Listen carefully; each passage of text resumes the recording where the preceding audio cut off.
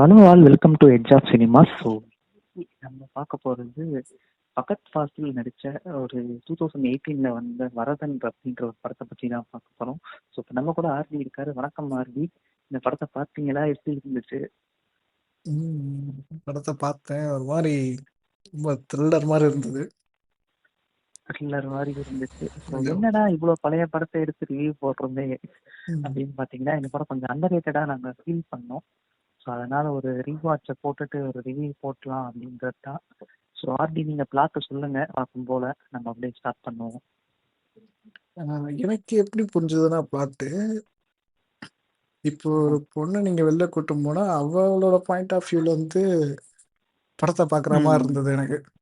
So அப்போ வந்து என்னென்ன கஷ்டம் ஃபேஸ் பண்ணுறான்ற மாதிரி பேசிக்காக அந்த பாய் ஃப்ரெண்டுக்கு வந்து ஒரு சிலர்லாம் தோண மாட்டேங்குது. ஆனால் வந்து அந்த கேர்ள் ஃப்ரெண்டுக்கு வந்து எவ்வளோ பயம் இருக்குன்ற மாதிரி அதெல்லாம் எக்ஸ்பிரஸ் பண்ண மாதிரி இருந்தது.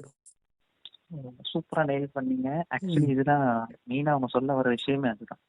லைக் வந்து நம்ம யாரையாச்சும் வெளியில கூட்டிட்டு போறோமோ இல்ல நம்ம கூட இருக்காங்க அப்படின்னா அவங்கள வந்து ஒரு சேஃபா ப்ரொடெக்டடா ஃபீல் பண்ண வைக்கும். நம்ம நினைப்போம் நம்ம சேஃபா தான் இருக்கோம்னு. பட் அவங்க அப்படி ஃபீல் பண்ணல அப்படின்னா என்ன நடக்கும் அப்படின்ட்டு தான். ஸோ அதுதான் இந்த பிளாட். ஸோ ஆக்சுவலா பாத்தீங்க இந்த கதையை பத்தி பார்த்தோம்னா லைக் ஃபகத் ஃபாசில் வந்து துபாயில இருக்காரு. ஸோ அவரு ஒய்ஃப் வந்து ஐஸ்வர்யா லட்சுமி. ஸோ ஒன்ஸ் அவங்க துபாயில் வந்து அவருக்கு லைக் ஒரு வேலை வந்து அவர் போயிடுது. ஸோ வேலை போன உடனே அவங்க வந்து ரிட்டன் அவங்களோட சொந்த நேட்டிவ் வரலாம் அப்படின்னு ஐஸ்வர்யா லட்சுமியோட நேட்டிவ் வராங்க. ஸோ அப்போ வந்து அங்கே அவங்க அம்மா சொல்றாங்க அங்கே இருக்கிற ஒரு வீடை வந்து ரெனோவேட் பண்ணி இருக்கலாம் அப்படின்றதுக்காக அந்த ஊருக்கு வராங்க. பட் அந்த ஊரே பார்த்தீங்கன்னா ஒரு மார்க்கமா இருக்கு.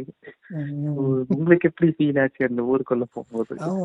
எனக்கு புதுசா ஃபீல் ஆச்சு. ஆக்சுவலா இந்த மாதிரிலாம் இருக்காங்களான்ற மாதிரி ஃபீல் ஆச்சு. ஆமா. ஸோ அது பார்த்தீங்கன்னா லைக் ஒண்ணுமே இல்லை. ஒரு சிம்பிளா ஒரு சீன் பார்த்தீங்கன்னா சிம்பிளா சொல்லலாம் லைக் ஒரு சுடிதார் போட்டு போனா கூட ஊரே ஒரு மாதிரி வித்தியாசமா பார்க்கும். அந்த மாதிரியான ஒரு வித்தியாசமான ஒரு ஊர் தான். ஸோ அப்படி இருக்குன்ற பட்சத்துல அந்த ஊர்ல அவங்க இருக்கும்போது அவங்கள வந்து ஒன் சைடா லவ் பண்ற ஒரு பெரிய பணக்காரனோட ஒரு பண்ணையார் வீட்டு பையன் ஒருத்தாங்க இருக்கான். ஸோ அவன் வந்து இவங்கள பார்த்த உடனே அவனுக்கு அந்த ஸ்கூல் ஞாபகம் வருது. ஸோ அப்போ வந்து அவங்கள வந்து இவன் வந்து லைக் திருப்பி அப்ரோச் பண்ண ட்ரை பண்ணுவான். ஸோ அதுதான் இந்த படத்தோட ஒரு ஸ்டோரி. ஸோ இல்லை ஃபகத் ஃபாசில் பார்த்தீங்கன்னா அவர் வந்து இதெல்லாம் அவருக்கு தெரியாம அவர் பாட்டு ஜாலியாக இருப்பாரு. பட் ஐஸ்வர்யா லட்சுமிக்கு வந்து கொஞ்சம் அவங்களோட ஒரு ஃபியர் அண்ட் சம்திங் அவங்க யாரும் வாட்ச் பண்ணிட்டே இருக்காங்க அப்படின்ற ஒரு பயமும் இருந்துட்டே இருக்கும். ஸோ அந்த மாதிரியான ஒரு பிளாட் தான் இருக்கு. ஸோ வேற ஏதாச்சும் ஆட் பண்றீங்களா ஆர்டி? வேற எதுவும் இல்லை. ப்ளஸ் வந்து இப்போ இந்த இந்த படத்துல காட்டுற மற்ற ஜென்ஸ் கேரக்டருமே வந்து இந்த மாதிரி தான் பேசுவாங்கன்ற மாதிரி போர்ட்ரேட் பண்ணியிருந்தாங்க. இப்போ உண்மையிலே இப்போ நீங்க அந்த சுச்சுவேஷன் இருந்தீங்கன்னா, இப்போ அந்த ஊருக்கு ஒரு பொண்ணு வருது, நீங்க வந்து நீங்க அந்த பொண்ணை நீங்க எப்படி பார்ப்பீங்க, எப்படி பேசுவீங்க? ஆனஸ்டா சொல்லுங்க. அதுதான் இப்போ நம்ம ஜென்ரலி இப்போ நம்ம ஒரு பர்சன் அப்படி இருக்கோம் அப்படின்னா நம்ம எந்த சரௌண்டிங்ஸ்ல வளர்றோம் அப்படின்றது தான் முக்கியம். இப்போ நமக்கு என்ன எக்ஸ்போஷர் கிடைக்குது அண்ட் தென் நம்ம கூட இருக்கிறவங்க எப்படி இருக்காங்க. ஸோ ரெண்டு விஷயம் தானே. ஸோ அந்த மாதிரி ஊர்ல இப்ப நம்ம அதே அவங்க கூட வளர்ந்துட்டு இருந்தா மேபி நம்மளும் அப்படிதான் இருந்திருக்கலாம். ஸோ அதுதான் அது நம்ம கரெக்டா எக்ஸாக்டா தெரியாது நமக்கு எக்ஸ்போஷர் எப்படி இருக்கும் அப்படின்றது. பட் மேபி நம்ம அவங்க டிஸ்டர்ப் பண்ணாம இருந்திருக்கலாம். அது ஒண்ணுதான். இல்ல இப்போ ஒரு 3 ஃப்ரெண்ட்ஸ் இருக்காங்கன்னா அவங்க வந்து ஒரு அந்த மாதிரி பார்த்தா அவங்க அந்த மாதிரி பேசுவாங்களா? பேசுவாங்க, ஆப்வியஸா பேசுவாங்கன்னு தான் நான் நினைக்கிறேன். ஆமா, ஆப்வியஸ்லி சும்மா ஒருத்தவங்க வராங்க அப்படின்னா அவங்கள பத்தி ஒரு விஷயம் பேசுறது அப்படின்றது அது எல்லாமே இடத்துல இருக்கிறது வேணும். பட் வந்து அதை முடிஞ்ச அளவுக்கு அவங்களை டிஸ்டர்ப் பண்ணாம நமக்குள்ளேயே ஒரு இன்சைட் ஜோக்காவோ அந்த மாதிரி இருந்துட்டா பிரச்சனை இல்லை. பட் அது அதரா அவங்கள போயிட்டு கமெண்ட் பண்ணணும், அவங்களுக்கு டிஸ்டர்ப் பண்ற மாதிரி இருக்கு மேபி ஒரு பிசிக்கலியோ இல்ல வந்து வெர்பலியோ அவங்க டிஸ்டர்ப் ஆச்சுன்னா அதுதான் அந்த தப்பாகும் அப்படின்னு நினைக்கிறேன். ஸோ மெயினா எனக்கு தெரியும் இந்த படத்தோட பிளஸ் அப்படின்னு பார்க்கும்போது ஐஸ்வர்யா லட்சுமி அவங்களோட பெர்ஃபார்மன்ஸ் தான்.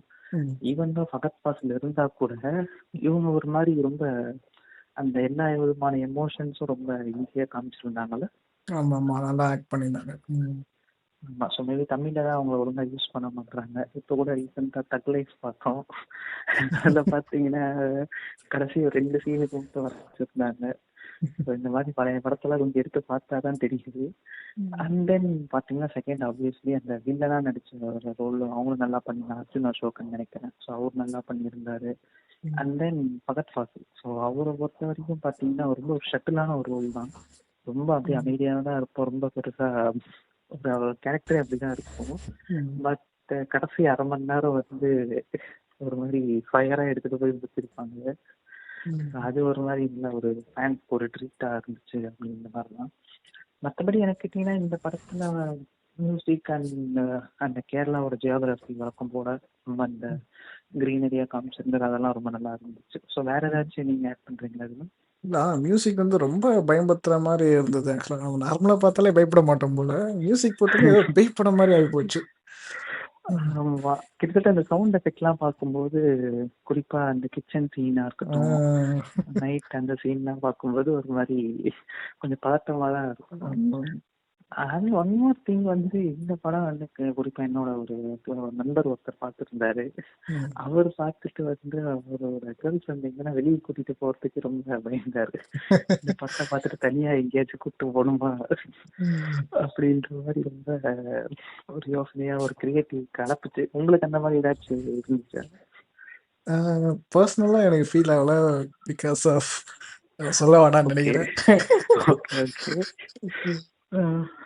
பட் ஓகே, நம்ம அந்த ஆக்சுவலா அந்த கேரக்டர் கூட நம்ம கனெக்ட் பண்ணும்போது அங்கதான் கொஞ்சம் நம்ம இந்த பக்கத்து கிளாஸோட கேரக்டர் கொஞ்சம் ஈஸியா கனெக்ட் பண்ணிக்க முடிஞ்சிச்சு. அவரால் வந்து இந்த பக்கமும் இருக்க முடியல, இந்த பக்கமும் இருக்க முடியாது. ஒரு மாதிரி ஒரு மிடில் ஆஃப் த இதுல இருக்கிற மாதிரி. அங்க போய் கேட்டா அவங்க கிட்ட ரொம்ப நார்மலா ஜாலியா பேசுவாங்க பக்கத்துக்கிட்ட. ஆனா பின்னாடி பார்க்கும்போது பக்கத்தையே ஒரு மாதிரி ரொம்ப ஜோக்கர் மாதிரி பார்ப்பாங்க. வீட்டுக்கு வந்தாலும் ஒரு ஃபீல் ஹஸ்பண்டா ஒரு ஃபீல் பண்ணுவாரு. ஸோ அந்த அழுகுற சீன் தான் பார்க்கும்போது ரொம்பவே ஒரு மாதிரி கஷ்டமா இருக்கும் அந்த சீன் தான் பார்க்கும்போது. ஸோ ஓவராலா பார்த்தீங்க அப்படின்னா இந்த படம் வந்து ஒரு ரொம்பவே ஒரு அண்டர் ரேட்டடான ஒரு படம். ஸோ இந்த படத்தை நீங்க பார்க்கல அப்படின்னா கண்டிப்பா ஒரு வாட்டி பார்க்கலாம். இப்போ வர நிறைய மொக்க படத்துக்கு இது எவ்வளவோ பரவாயில்ல. ஸோ இது வந்து எனக்கு தெரிஞ்ச மலையாள ஆடியன்ஸ் நிறைய பேர் இதை பார்த்துருப்பாங்க. பட் தமிழில் நீங்கள் இதை பார்க்கலாம், மலையாளத்தில் இந்த படம் இருக்கு. கண்டிப்பாக இந்த படத்தை ஒரு வாட்டி நீங்கள் ட்ரை பண்ணி பார்க்கலாம். ஸோ அது உங்கள் க்ளோசிங் தாட் இது? எனக்கு க்ளோசிங் தாட்ஸ் இல்லை, நல்ல த்ரில்லராக இருக்கும், கண்டிப்பாக பாருங்க. ஓகே, ஸோ ஆல்ரெடி இந்த படத்தை பார்த்துருக்கீங்க, எப்படி இருந்துச்சுன்னு கமெண்ட் பண்ணுங்க. ஸோ நெக்ஸ்ட் இன்னொரு மாதிரி ஒரு நல்ல படத்தோட சந்திச்சானா டிகே இந்த ஆர்டி டாடா பை பை.